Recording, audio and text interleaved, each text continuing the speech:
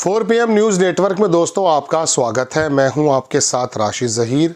13 मार्च को दिल्ली में जमायतुल उलमा ने कहा कि हम प्रदर्शन करेंगे। मौलाना अरशद मदनी ने, मैं बयान सुन रहा था, ये भी बात आई निकल करके ख़बरों के माध्यम से, आम जन के बारे में भी कहा कि उनको इसका विरोध करना चाहिए। वक्फ बोर्ड पर जो अमेंडमेंट लाए गए हैं उसका नाम जो बदल दिया गया है, अब उसकी लड़ाई सुप्रीम कोर्ट में और हाई कोर्ट में भी जाने की तैयारी है। मौलाना अरशद मदनी जो जमीयतुल उलमा के अध्यक्ष हैं, उन्होंने कहा कि हमारे सामने विकल्प खुले हैं।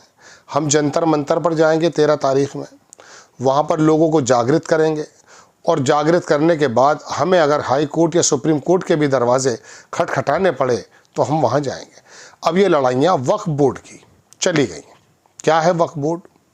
मुसलमानों की वो जायदाद जो लोग रिलीजियस या वेलफेयर के कामों में दे देते हैं और उसके बाद फिर किसी एक आदमी को उस पर कब्ज़ा नहीं होता, वो वक्फ बोर्ड की एसेट बन जाता है। इसको वक्फ बोर्ड कहा जाता है। अब इनकी नज़र ज़मीनों पर तो एक ज़माने से है। पिछले दिनों मैंने आपको सामने एक खबर बताई थी कि मोदी जी की सरकार ने रेलवे के अधिकारियों को ये आदेश दिए हैं कि ज़रा पता करो रेलवे की ज़मीन कितनी है, उसमें एक्स्ट्रा कितनी है, उसको बेचने का, लीज़ पर देने का, मतलब हर जगह से पैसा निकालना है। तो अब जाहिर सी बात है कि जब फ्रीबीज़ देंगे, बहन की योजनाएं के पैसे देंगे और उसके दम पर सरकारें आएंगी और आमदनी हो नहीं रही है, तो कहाँ से लाएंगे पैसा? फिर तो ये चीज़ें बिकेंगी। अब इनकी नज़र रेलवे के बाद पड़ी वक्फ बोर्ड पर। वक्फ बोर्ड पर हो गया बड़ी ज़मीन। देश में तीसरे नंबर पे बताया जाता है वक्फ बोर्ड की ज़मीन। उत्तराखंड में तो बताते हैं 800 बिलियन की ज़मीन मौजूद है।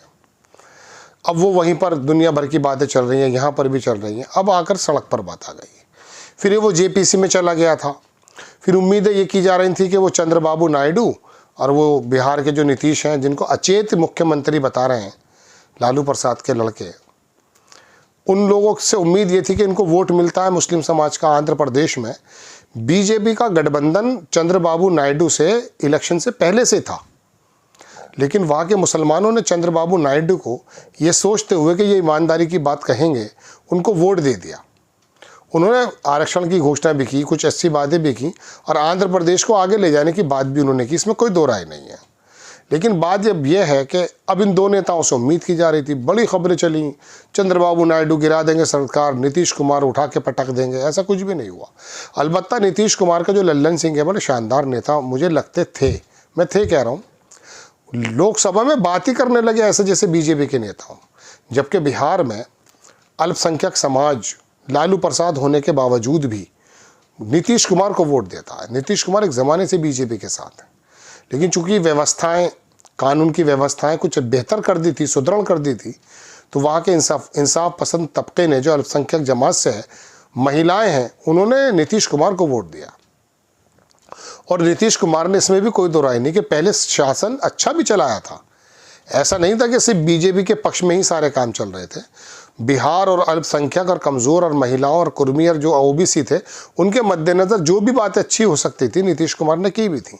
लेकिन एक बहुत बड़ा मुद्दा बिहार के अंदर भी नई, उसके अगर जो सर्वे है उसके मुताबिक 20% के करीब, 15 से 20% के करीब मुस्लिम समाज है।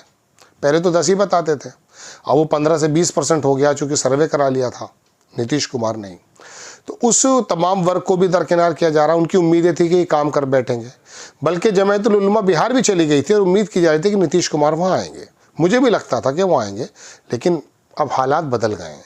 जो आदमी इंडिया गठबंधन को डिच करके बीजेपी की गोद में बैठ गया और ऐसे गोल्डन मूवमेंट पे सिर्फ इसलिए कि उसको प्रधानमंत्री या उसका संयोजक नहीं बनाया गया, तो उस दिन पता चल गया था कि नेताओं के नज़दीक अपने दल और अपने स्वार्थ से बड़ा कुछ नहीं होता है।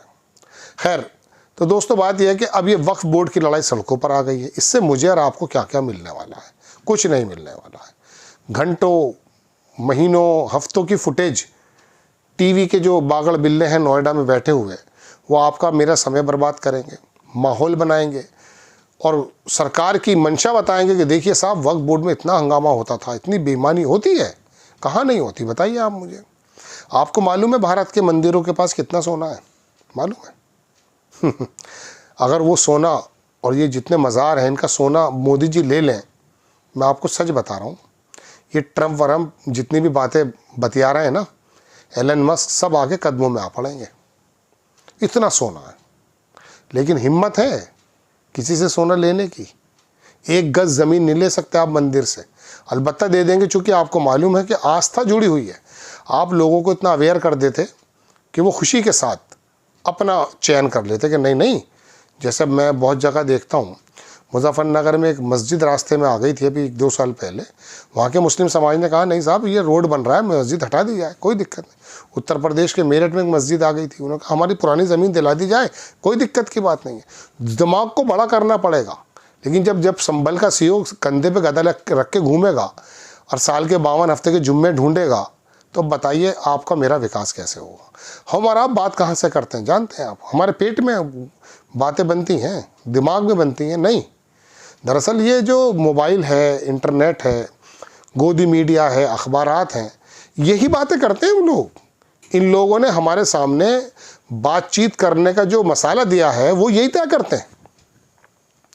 कोई एक पत्रकार है जो थोड़ा लीक से हट के बात करता है, उसे आप देखते नहीं हैं, चूँकि आपको चटकी हुई खबर भी चाहिए। तो दोस्तों बात यह है कि अवेयर अगर कर देते आप तो वो सोना दे देते, और मुसलमान जो है मज़ारों से निकाल करके उनकी जो वहाँ पे सोना इकट्ठा वो भी दे देते। हुआ है, पुराने ज़माने में हुआ है ऐसा। लेकिन चूंकि तुमने जब धार्मिक पशु बना दिया दोनों पक्षों ने, वो मस्जिद पे अटका हुआ है, वो मंदिर पे अटका हुआ है, वो शामी की बोतल पीने पे लड़ रहा है, वो कंधे पे गदा लिए घूम रहा है वहाँ का सीओ। तो हमारा तुम्हारा तो असल में दरअसल असल रूप ये है। बहरहाल मैं वक्फ बोर्ड पर आता हूँ दोस्तों। अब सुप्रीम कोर्ट ये लड़ाई जाने वाली है। अब एक नया मामला, जब बाबरी मस्जिद का फैसला आया तो देश के अंदर बहुसंख्यक नहीं, अल्पसंख्यक समाज, मुस्लिम समाज ने ये सोचा, कहा भी कि चलो ये दशकों का मामला था, बड़े भाइयों की आस्था के अनुसार हो या इंसाफ के अनुसार हो, ये मिल गई है, चले कोई पूरे देश में एक भी चिड़िया का बच्चा नहीं बोला। हालांकि लोकल प्रशासन में खुद गवाह हूँ, वहाँ मुस्लिम समुदाय के लोगों को इकट्ठा करके ये कहा करता था कि देखिए फैसला कुछ भी आए बाबरी मस्जिद का, हमें अमन व अमान कायम रखना है। एक भी बहुसंख्यक समाज की या हिंदू समाज की मीटिंग नहीं की है एडीजी ने, एसएसपी ने, डीएम ने, चूँकि उनको शायद मालूम था कि फैसला कहाँ आने वाला। लेकिन चलिए, आप ये सोच रहे थे कि कुछ कर देंगे, वो कुछ करने लायक बचे भी नहीं थे और उन्होंने किया भी नहीं था। लेकिन अब आप रोज़ाना नहीं, अब संभल ले आए, अब काशी ले आए, अब मथुरा ले आए, अब यात्रा ले आए, अब दुनिया भर के आपके तरकश में तीर हैं। मोहन भागवत की बात का भी आप पे असर नहीं होता कि हर जगह मंदिर ढूंढना बंद कर दो। अब ये वक्फ बोर्ड लेकर आ गए, फिर ये शरिया लॉ लेकर आएंगे। आपके पास इन्हीं लोगों को सुधारने का ठेका है सिर्फ। देश के अंदर 100 करोड़ लोग 8,000 रुपये से नीचे कमा रहे हैं, ख़रीदारी करने की ताकत नहीं है, 80 करोड़ लाइन में लगे हुए हैं। इनको सुधारने का मौका नहीं है आपके पास। या आपको सिर्फ अब्दुली दिखाई देता कि पंचर लगा रहा है, हवाई जहाज़ कैसे उड़ाएगा? अरे भाई, हवाई जहाज़ मत उड़ाओ, उसे पंचर ही लगाने दो, लेकिन उसे चैन से जीने दो प्लीज़। आपको खबर कैसी लगी अपनी राय कमेंट्स बॉक्स में ज़रूर दीजिए। चैनल को सब्सक्राइब कीजिए, शेयर कीजिए। नेक्स्ट टाइम मैं किसी खबर के साथ हाजिर होता हूँ। जय हिंद।